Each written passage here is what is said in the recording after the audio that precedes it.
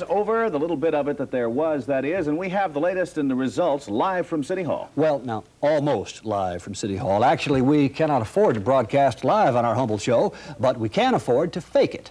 So we take you now to City Hall, where almost live reporter Ralph Harris captures the pseudo-excitement of the ballot counting, while I, right here at the station, will fill in the blanks from right here. Oh, thank you very much. Bill and Ken. Down here at City Hall, the ballot counting is just now getting... a little lighter. All the votes are not yet counted, but then it's only... 11:33 in the evening.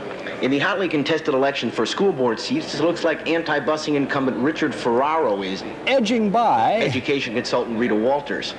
Incumbent Dr. Robert L. Doctor is... a tad ahead of... Bobby Fiedler. And the other incumbent, Howard Miller, is... smiling with a 20-point lead over... policeman Daniel Danko. In the city controller's race... Ira Reiner... looks like a sure bet to... annihilate... his opponent... Robert Klein. Klein... has... 38% of the votes, while... Reiner... is... ahead... with... 62%. In the city council races, the leaders right now are... Bob Wonka... in the 1st district... Joy Pikus... in the 3rd district, and... John Gibson Jr. in the 15th, but those could change at any time.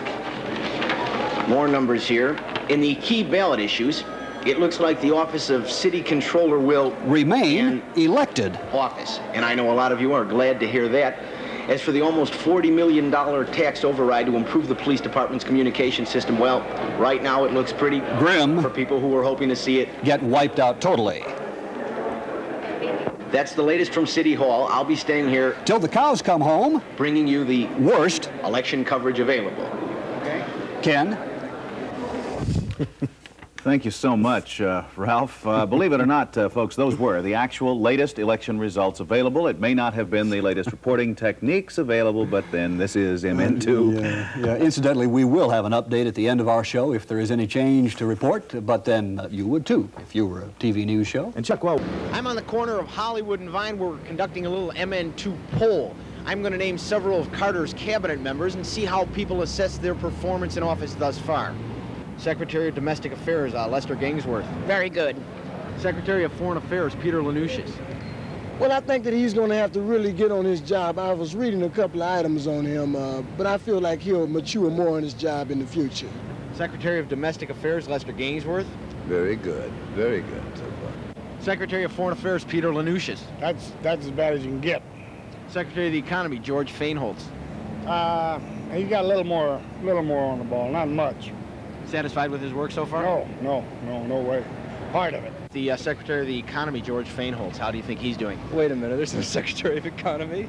Well, within the economic branch. Do you think we would make this up? I think you would, yes. You're the first person who realized that we were making up several cabinet members. Honest enough to say that these people do not exist, which is true in a lot of these cases. Congratulations, and you probably won't make the error. Well, income tax time is over. If you haven't yet paid your taxes, you can expect some penalty from the government. Reporter Ralph Harris has a final reminder on behalf of Uncle Sam. Yes, the income tax deadline has come and gone, and I'd like to talk to you people who have not yet paid your taxes. A little word with you, if I could, you know, a word to the wise. I'd like to show you some people from the past who have not paid their taxes. This couple here, if you can see them, they are standing in the living room of their beautiful, what once was a 9-bedroom home. This is what's left. This is a group of former millionaires who did not pay their taxes in '71. They are living on a small island in Ethiopia, subsisting only on a diet of balloons. President Carter has reminded me to tell you that he canceled the rebate, and that you, too, can be canceled. You got 1 week, fella. 1 week.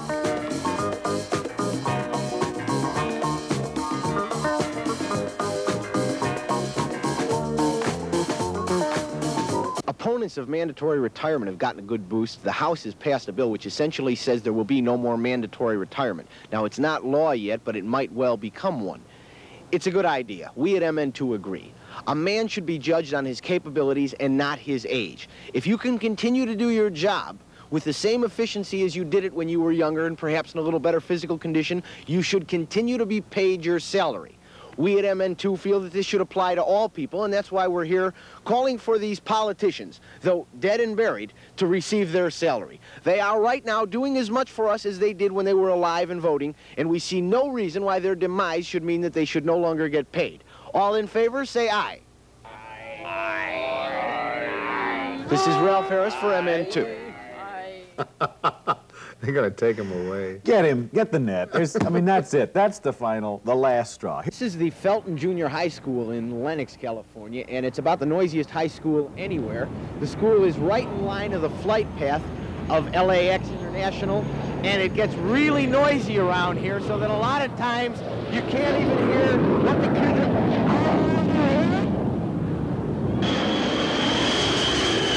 Ray, how noisy does it get here? Ray, how noisy does it get here? What? How noisy does it get here with the planes? What? The planes, how noisy does it get here? I can't hear you. Oh, well, take your fingers out of your ears. Listen, what do your teachers do when the planes fly overhead? How does a typical class react to it? What happens? They stop whatever they're doing until the airplane passes. So in other words, if the kids could arrange for planes to fly over all the time, they would come here and spend the whole day sitting in class listening to airplanes. That's one of our biggest problems. We have kids from all over the United States that want to enroll in here because half of the education isn't done because they got to keep stopping for airplanes. Elgin Green here. Bertha Harris here. Jason Trento here. Well, it's tough learning here. It's really tough trying to get an education. The school board isn't doing much, but the school has been able to raise some money on their own for a pilot program to try to get rid of the airplane noise. They're doing it right here on the school grounds, right over there.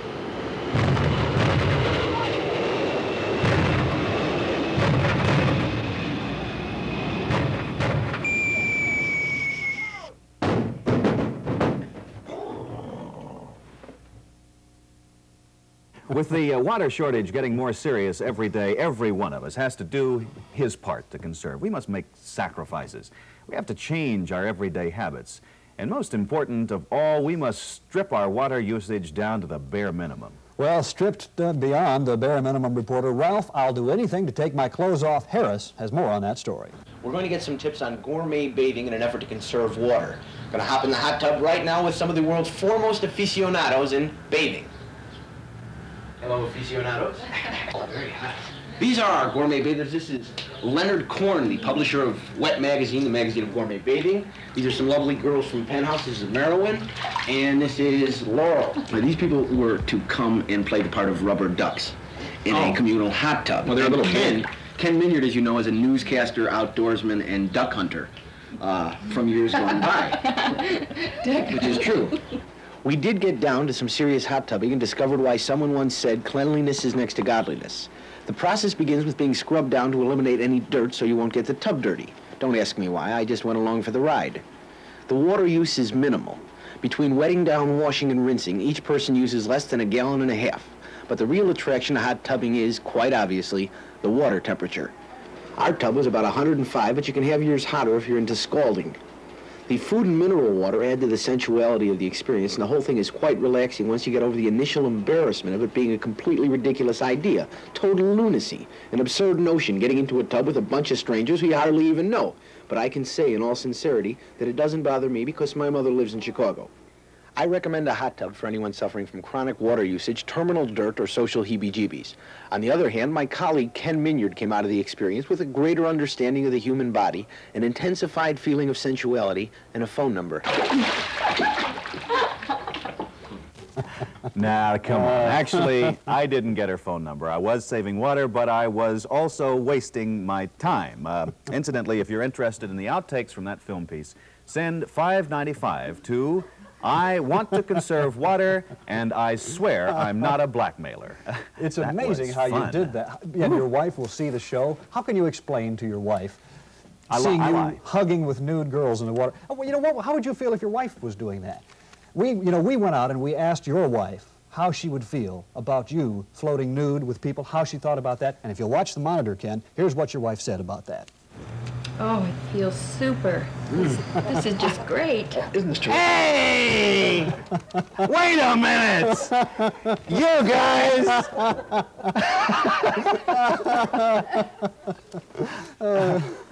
Continuing with the news. I'm going home. In line with our MN2 policy of bringing you the latest in sports coverage, I accepted a match with the championship pool player today, and well, I've won the toss and I'm going to break.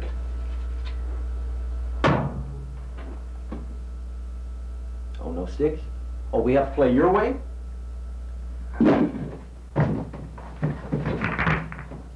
That's what happens when you get sucked into a game of 8-ball with a poodle hustler. Muffy only has one eye, but it's a good one. Watch this trick shot on the 10-ball. I've played a lot of pool in my life against a lot of different opponents, but I've never seen anybody who can run the table like this. How does a poodle get started down the decadent road of pool hustling? Let's look into it. We got the table, we started playing pool, and she cried to get up on the table. We gave her a billiard ball to knock around the house, and she still cried, so we put her on the table, and she started knocking the balls down. And then she noticed that we had to shoot the cue ball to get a ball down, and that's the only way she would knock the balls down. Have you any plans to take her on the road? And Oh, no, I don't want to exploit her. I don't want to use her. She's just a pet. 5-ball, corner pocket. Oh, no, man, that's another one. God. This dog is the best dog I've ever played against, and I've played a lot. How much is that now? Another one. Son of a gun. This is Ralph Harris for MN2. I'm warning you. If I catch you cheating, I'm going to break your paws. As you may already know, the Supreme Court, that fine collection of America's wisest old fogies, has ruled that attorneys have the right to advertise. And it is about time. You know, for 69 years, our nation's legal profession has been denied the spirit of free enterprise. They've been denied the right to participate in a competitive marketplace. They've been denied the right to feed the American public a lot of BS. But not anymore. No, fortunately for the good of free speech, free press, and free plastic dinnerware sets, we may soon be seeing ads that go something like this. Oh, hi, friends. Malpractice here for Practice, Practice, Practice, and Perfect. The law firm that believes no cure known to medical science really works. Wouldn't you like to live off of serious side effects for the rest of your very short life? Of course you would, you poor thing. Call us. You'll feel better. We can prove to the court that that simple case of hives which you developed as a result of the medicine that some quack prescribed for your herpes disease is, in effect, facile delirium ugly and detrimental to your pursuit of a biological consummation, resulting in frustration, anxiety, and pimples. So raise your right hand if you feel up to it. Do you solemnly swear that the only law firm you'll call is Practice, Practice, Practice, and Perfect? Do call. The money will do you wonders. That ought to hook 'em. Do you remember the late millionaire Sandra West, who was buried Thursday with her own Ferrari? Mm-hmm. You probably also remember that all of the media coverage was about the girl, and nobody that we know of mourned the poor car. Well, almost nobody. Dearly imported, we are parked here today to mourn the passage of a '64 Ferrari. The oil that flowed through his guts lubricated the heart of a true leader. 4 leaders, to be exact. Let us all remember that unlike many of his American imitators, this proud Ferrari was never recalled to his maker until now. Ashtrays to ashtrays, and eat my dust. May he rust in peace. Amen.